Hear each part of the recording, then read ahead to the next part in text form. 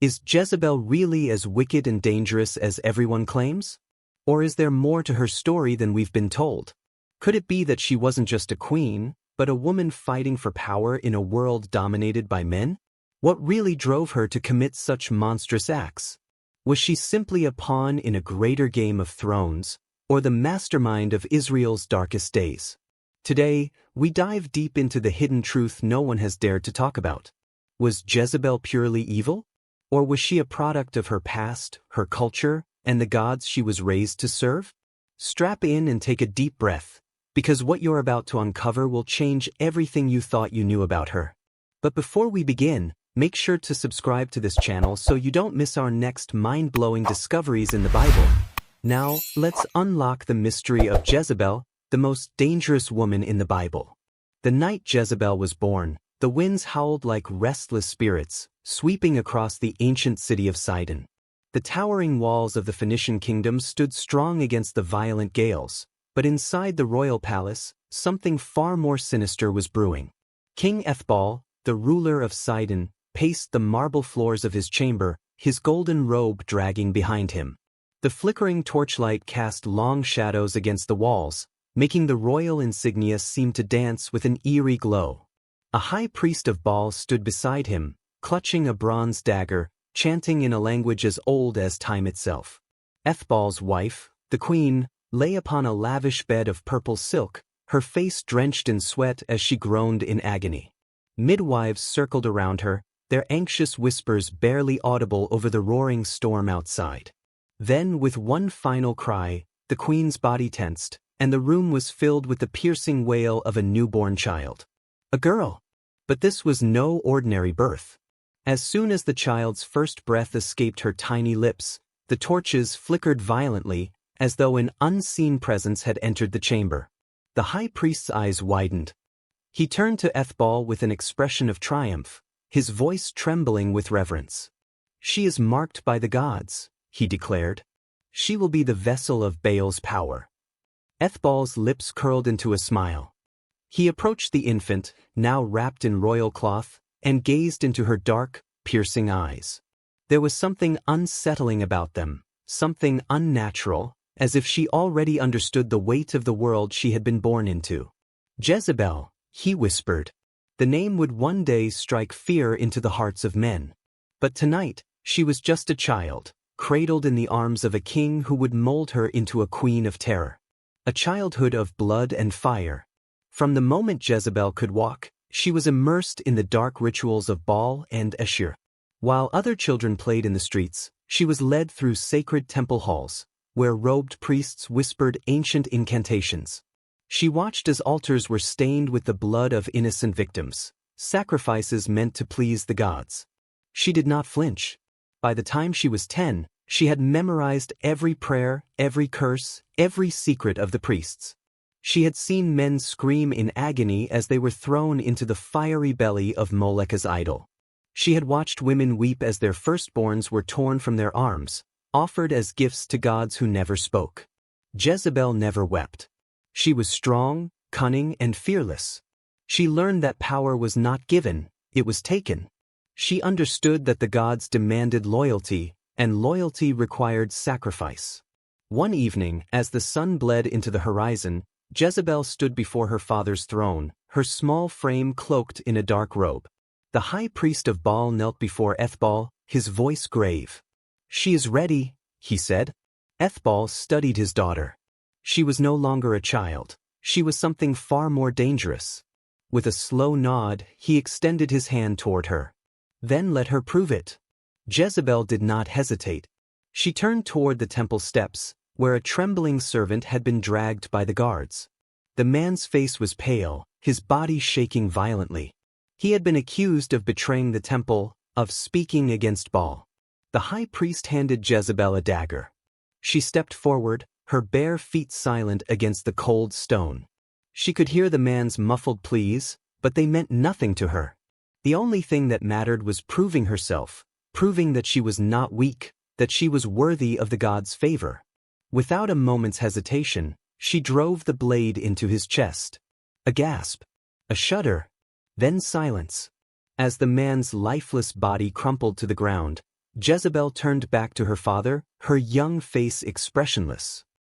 Baal rose from his throne, his voice echoing through the halls. "She is my daughter," he declared, "and she will be queen."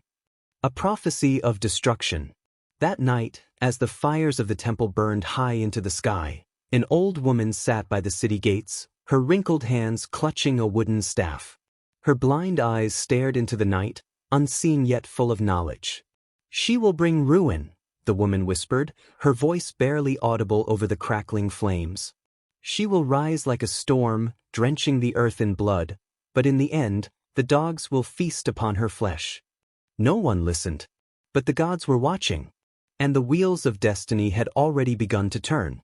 The city of Sidon shimmered under the golden sun, its towering walls guarding the wealth and power of the Phoenician Empire. Inside the royal palace, Jezebel moved like a shadow, her every step a silent promise of destiny unfolding.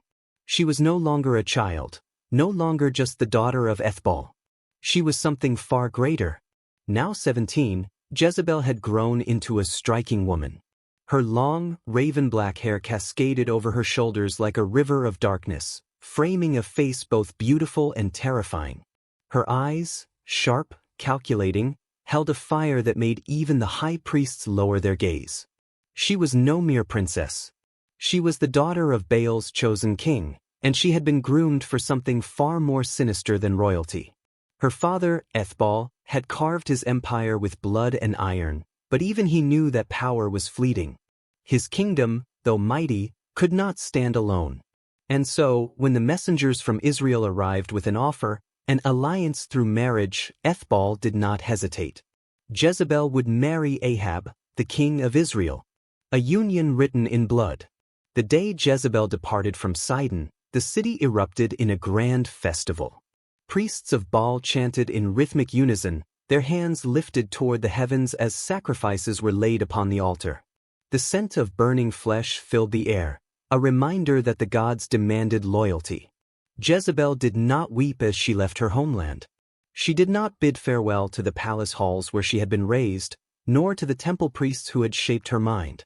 She rode through the city gates on a chariot adorned with golden serpents, her eyes fixed ahead. She was not being sent away. She was being unleashed. Israel had no idea what was coming. Ahab, the king of Israel, had been raised to fear Yahweh, the God of his ancestors. But when he first laid eyes on Jezebel, something inside him shifted. She was unlike any woman he had ever known, fierce, intelligent, unyielding. At their wedding, as the sun set behind the mountains of Samaria, Jezebel stood beside her new husband, her golden crown gleaming under the twilight. She leaned in close, her voice a whisper in his ear. "I will make you great, my king," she promised. And he believed her. But Jezebel had no intention of serving Ahab. She did not see him as her master, nor as her equal. He was weak, too easily swayed, too desperate for power. She would rule through him, and Israel would bow to Baal. The introduction of darkness. It began with small changes. At first, Ahab's court was merely influenced by the customs of Sidon. A few Phoenician advisors here, a handful of foreign merchants there. But soon, the transformation became undeniable. Jezebel built a grand temple to Baal in the heart of Samaria. A structure of obsidian and gold, its towering pillars carved with the images of winged deities and serpentine figures. The people whispered, uneasy. This was not the way of their fathers. Then came the sacrifices. The priests of Baal arrived in droves, their crimson robes flowing like rivers of blood. Altars were erected, fires kindled. The first offerings were livestock, oxen, goats, doves. But as the days passed, the rituals grew darker. Children disappeared from their homes. Their cries were lost within the walls of Jezebel's temple. Israel was changing, and Yahweh was watching. The prophets warning. Word of Jezebel's deeds spread far and wide. Among the people, fear festered like a wound. The prophets of Yahweh, those who still dared to speak, cried out against her, warning of the wrath to come. But Jezebel was no ordinary queen. She did not tolerate opposition. One by one, the prophets were hunted down. In the dead of night, Jezebel's assassins crept through the streets, slipping into homes like vipers in the dark. The morning sun would rise upon blood-stained doorsteps, the bodies of Yahweh's messengers left as a warning. Still, the people murmured. Still they prayed. And then, one day, a man rose among them. His name was Elijah. And he would be the storm that Jezebel never saw coming. The sun blazed over Samaria, casting long shadows across the palace walls. Inside the throne room, Jezebel sat draped in royal silk, her golden bracelets jingling softly as she traced her fingers along the armrest of her ivory throne. Ahab stood beside her, but everyone in the room knew who truly held power. Before them, a trembling court official knelt, his forehead pressed to the cold marble floor. His voice quivered as he spoke. "My queen, there is a prophet in Israel. His name is Elijah, and he speaks against Baal. The people listen to him. He says Yahweh alone is God." For a moment, silence filled the air. Then a slow, chilling smile crept across Jezebel's lips. "Elijah," she murmured. "Another fool who dares defy me." She rose gracefully, her dark hair flowing behind her like a river of ink. The golden ornaments in her headdress sparkled under the torchlight. "Tell me," she continued, her voice a whisper laced with venom. "Where does this prophet hide?" The official swallowed hard. "He comes and goes, my queen. No one knows where he sleeps." But his words, they spread like fire. Jezebel's eyes darkened. "Then I will smother the flames before they consume my kingdom." She turned to her guards, her voice sharp as a blade. "Send my men. Search every village, every cave, every mountain. I want Elijah's head brought to me on a platter." The hunt begins. Jezebel's assassins moved swiftly, their swords gleaming under the moonlight. They rode through the hills of Israel like shadows, tearing through villages, seizing any man who dared speak in Yahweh's name. The bodies of prophets were left hanging from trees as a warning. Blood stained the streets of Samaria. The people of Israel cowered in fear, whispering prayers in secret, afraid that Jezebel's spies lurked in every corner. Yet, despite the terror that spread through the land, Elijah remained untouched. He was nowhere and everywhere, a phantom slipping through Jezebel's grasp. He would appear in one village, warning the people of Yahweh's wrath, and by the time the queen's guards arrived, he was gone. Jezebel clenched her fists. "How does he escape me?" she hissed, pacing through the palace halls. "Are the gods mocking me?" Ahab, ever the weakling, shifted uncomfortably beside her. Perhaps Baal is not pleased, my queen. Perhaps we must offer a greater sacrifice." Jezebel turned to him, her eyes narrowing. "We have spilled rivers of blood in Baal's name, and yet Elijah still walks free. Tell me, Ahab, must I offer you as well?" Ahab fell silent. He knew better than to challenge her. A famine of vengeance. Days turned to weeks. Weeks turned to months. And then it happened. The skies closed. The earth cracked. The rivers dried to dust. Famine. Elijah had spoken a prophecy before vanishing into the wilderness. "As Yahweh lives, there shall be neither dew nor rain in these years, except at my word." And now the heavens obeyed his command. Crops withered in the fields. Wells ran empty. Livestock perished. The people of Israel groaned under the weight of hunger, their faces gaunt, their lips cracked from thirst. The temple of Baal was flooded with worshippers, crying out for their God to send rain. But the skies remained empty. Jezebel's rage boiled over. She stormed into the temple, her robes trailing behind her like a storm cloud. The high priests of Baal fell to their knees as she approached, their heads bowed in terror. "Where is Baal?" she demanded, her voice like thunder. "Why does he not hear us?" The head priest, a frail old man draped in golden robes, trembled before her. "My queen, the gods are testing our faith. We must offer more sacrifices." Jezebel grabbed him by the throat. "We have slit the throats of 1,000 lambs. We have burned the fat of oxen until the temple reeks of death. And yet, Elijah's God still mocks us." The priest gasped for air. "Perhaps the gods demand human blood." Jezebel released him, her mind racing. A sacrifice unlike any before. She would drown this famine in blood. The slaughter of the innocents. That night, The fires of Baal burned higher than ever before. Jezebel decreed that the firstborn sons of Israel be taken to the altars. Mothers wept as their children were ripped from their arms, their screams echoing through the city streets. Jezebel stood before the grand altar, her hands outstretched as priests chanted behind her. "For Baal," she whispered, watching as the flames devoured the helpless. Still, the skies did not open. Still, Elijah remained hidden. But Jezebel was not finished. If she could not find Elijah, she would draw him out. She would turn the entire nation into a graveyard if she had to. The coming storm. Far away, in a secret cave near the brook of Cherith, Elijah knelt in prayer.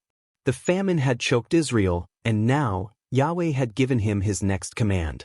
It was time to return. It was time for a reckoning. The drought had turned Israel into a wasteland. The once fertile valleys of Samaria were now nothing but cracked earth, the rivers reduced to ribbons of dust. The people, weak, starving, looked to the heavens, but no rain came. Jezebel sat on her throne, her nails digging into the armrest. The sacrifices had done nothing. Baal remained silent. The priests whispered of signs, omens, but Jezebel was no fool. This was not the work of fate. This was war. And the enemy was Elijah. Then one day, the palace doors burst open, and a messenger stumbled in, panting. "My queen! He has returned." Jezebel's breath caught. "Elijah! Yes. He has challenged the prophets of Baal. He demands a contest before all Israel." A slow smile spread across Jezebel's lips. Finally, he was stepping into her grasp. But was this his greatest mistake? Or had Elijah set a trap of his own?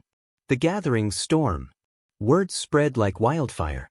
The people of Israel, tired, desperate, flocked to Mount Carmel, eager to see what would unfold. At the summit, 2 altars stood, one for Baal, one for Yahweh. Elijah stood alone, his figure lean from years in the wilderness, his cloak billowing in the wind.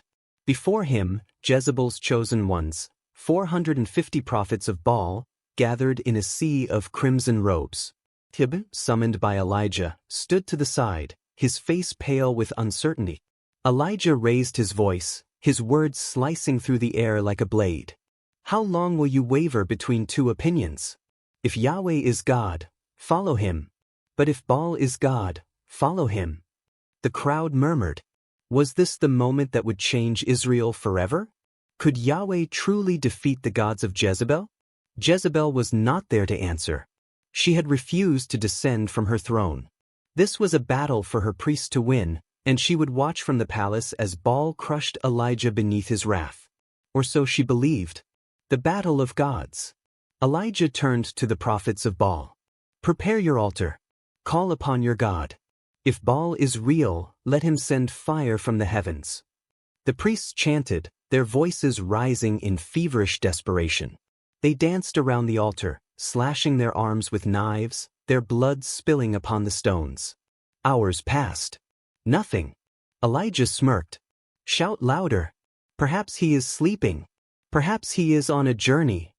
The priests screamed until their voices cracked, their bodies drenched in sweat and blood. Yet the heavens remained silent. Where was Baal? Was he ever there at all? Yahweh answers. Then Elijah stepped forward. He rebuilt the altar of Yahweh with 12 stones, one for each tribe of Israel. He dug a trench around it, filling it with water. 3 times he commanded the people to drench the sacrifice, until the wood was soaked, the trench overflowing. Then he lifted his hands to the sky.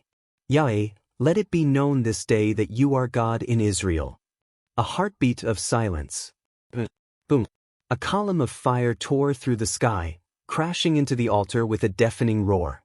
Flames exploded outward, consuming everything: the wood, the stones, the water, even the very dust beneath it. The crowd gasped. Some fell to their knees. Others screamed. Baal had been silent, but Yahweh had answered. Who else could stand before such power? Who else could dare defy the God of Israel? A slaughter in the valley. Elijah turned to the people. "Seize the prophets of Baal. Let not one escape." A great cry rose from the crowd as men surged forward, grabbing Jezebel's priests. The prophets of Baal screamed, begging for mercy, but there would be none. They were dragged to the Kishon Valley. And there, by Elijah's command, they were slain. 450 men. Blood stained the earth, running like a river of judgment. Back in Samaria, Jezebel sat in her palace, sipping wine from a golden cup. A messenger rushed in, his face ghostly pale. "My queen, your prophets, they are dead." Jezebel's fingers tightened around the cup until it shattered in her hand. "Dead? All of them?" A queen's rage. The silence stretched. Then, in a voice colder than death, Jezebel spoke. "By this time tomorrow, Elijah will be dead. Or may the gods do to me as he has done to my priests." Her order was absolute. Elijah would not see another sunrise. Or would he escape yet again? What did Yahweh have in store next? Was Jezebel's reign coming to an end? Or was this just the beginning of a darkness yet unseen? The night in Samaria was thick with the scent of burning incense, but inside the palace, the air was poisoned with rage. Jezebel paced before her throne, her long robe dragging behind her like a shadow. The flickering torches reflected in her dark, coal-lined eyes, eyes that burned with vengeance. Her prophets were gone, slaughtered like animals. The humiliation was unbearable. She turned to the guards standing by the doorway, her voice like the hiss of a serpent. "Elijah must die before the sun sets tomorrow. Do you hear me?" The guards nodded, but deep within, they trembled. None doubted the queen's wrath, but to hunt a prophet of Yahweh was no small task. Elijah was no ordinary man. Hadn't he just called fire from the sky? Hadn't he just slaughtered 450 prophets of Baal with nothing but the word of his God? Was Jezebel sending them to their deaths?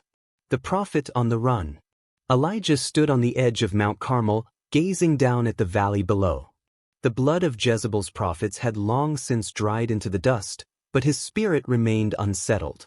He had expected Israel to turn back to Yahweh. He had expected Ahab to cast down Baal's idols, to break free from Jezebel's grip. But the moment Ahab returned to the palace, he ran to Jezebel like a whipped dog. He had told her everything. And now, Jezebel wanted his head. A gust of wind tore through the mountain, and Elijah clenched his cloak tighter. Yahweh had been with him. Yahweh had sent fire. But why was Israel still blind? Why did Jezebel still reign? Why was he still hunted? Then, a whisper of a voice reached his ears. The long night. Elijah did not hesitate. He fled into the wilderness, his feet barely touching the ground as he ran. The night swallowed him whole, the stars watching in silence. Behind him, Jezebel's soldiers swept through the land, their torches flickering like hellish eyes in the darkness. The hunt had begun.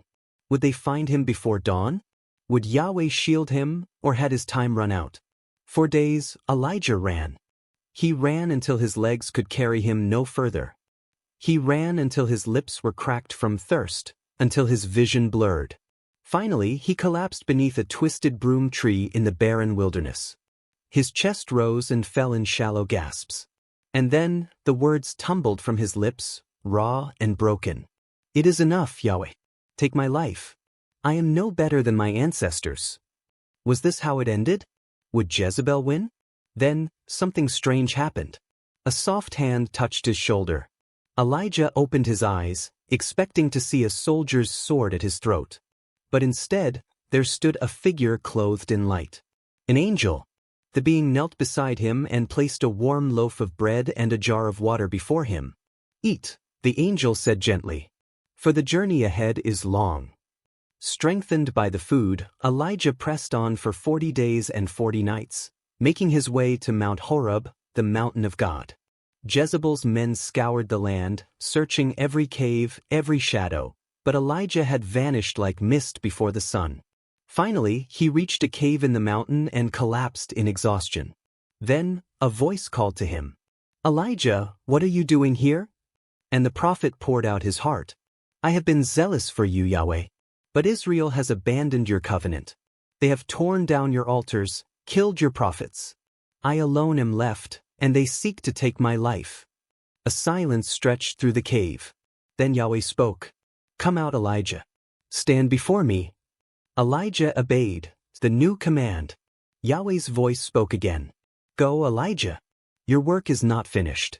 I have reserved for myself 7,000 in Israel who have not bowed to Baal. You are not alone. And soon, Jezebel's reign will come to an end. Elijah rose, strength renewed. Jezebel's days were numbered. But how would her downfall come? Would she be struck down in the palace? Would the people rise against her? Or was her fate already written in the stars? The golden glow of the setting sun bathed the city of Samaria in warmth, but inside the palace, a storm of greed and wickedness brewed. King Ahab sat slouched on his bed, his face dark with frustration. His food lay untouched, his appetite lost. The mighty king of Israel, weaker than a child, sulking like a spoiled prince. Jezebel entered the chamber, her long robe flowing like liquid silk behind her. She stopped, tilting her head as she observed her husband. Why do you sulk like a common beggar? Her voice dripped with disdain. Ahab exhaled sharply, staring at the marble floor. Naboth, the vineyard owner, refuses to sell me his land. I offered him silver, even a better vineyard, but he refuses. He says it belongs to his fathers and he cannot sell it. Jezebel's lips curled into a slow, knowing smile. Is this how a king behaves? She leaned close, her fingers tracing the outline of his crown. Are you not the ruler of Israel? Do you not command the people? My king, let your heart be merry. I will get you that vineyard. Ahab lifted his gaze, uncertainty flickering in his eyes. But how? Jezebel's smile widened. Leave that to me. A wicked scheme. That night, Jezebel called for her scribes.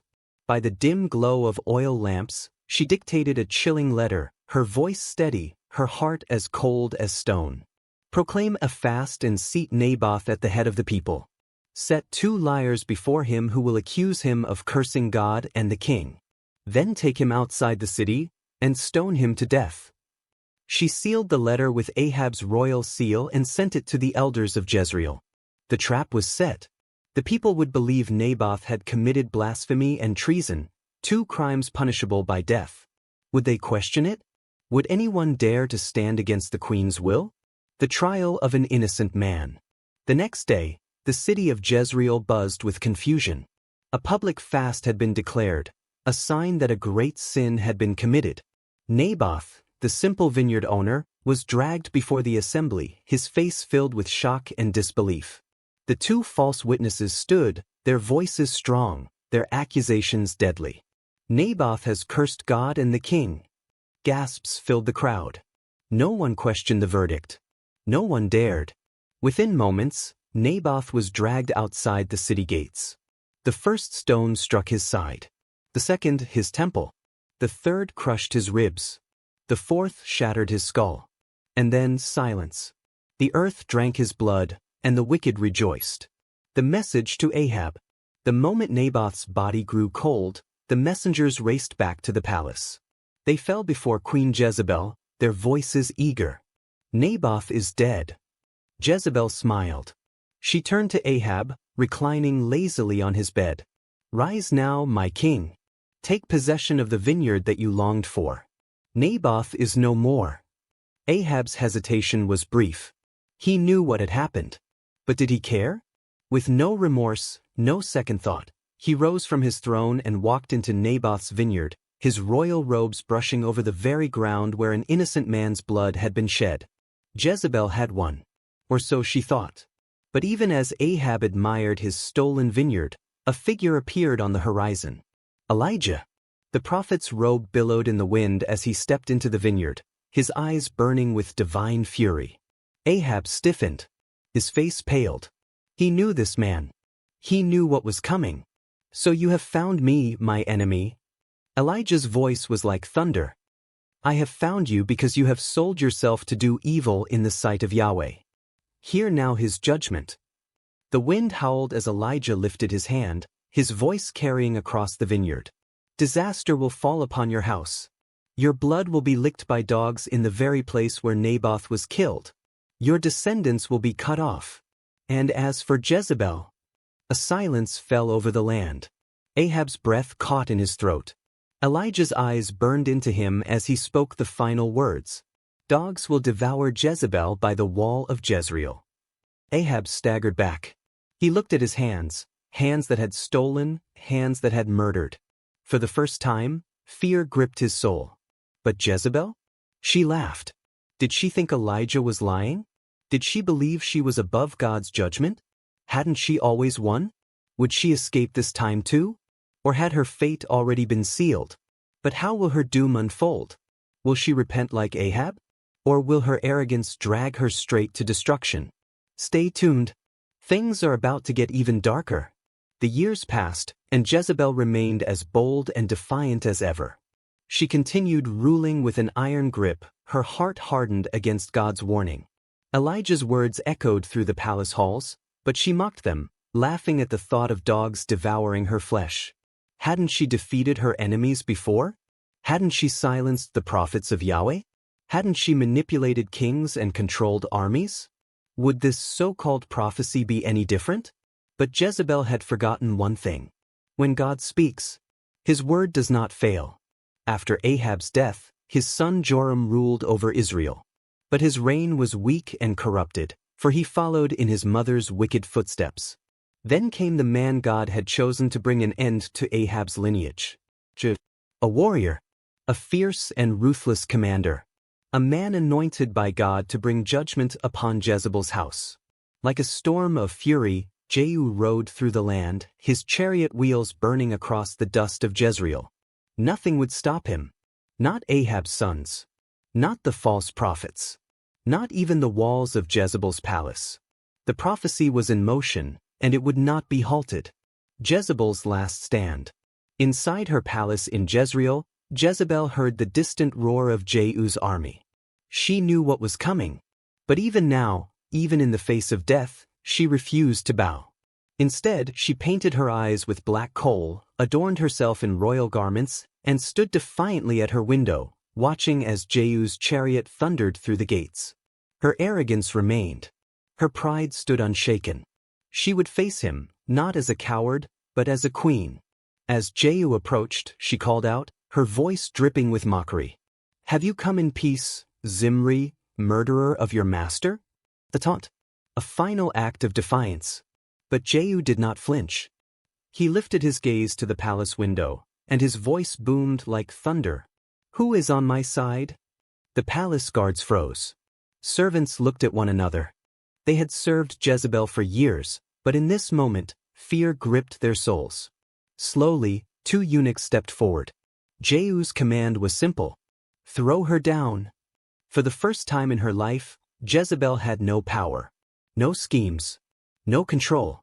Her own servants, those who had once obeyed her every command, seized her arms and hurled her from the palace window. The fall of a queen. Jezebel plunged from the heights of her throne, her royal robes billowing as she crashed onto the ground below. Her body shattered on the cobblestone streets. Blood splattered against the walls of Jezreel.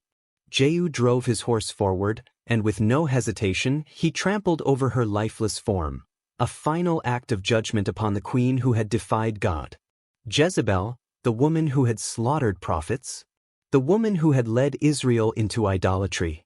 The woman who had challenged God's authority.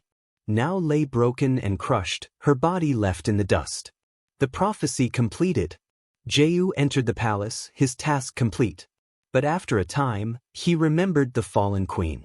"Go, bury her," he commanded, for she was a king's daughter.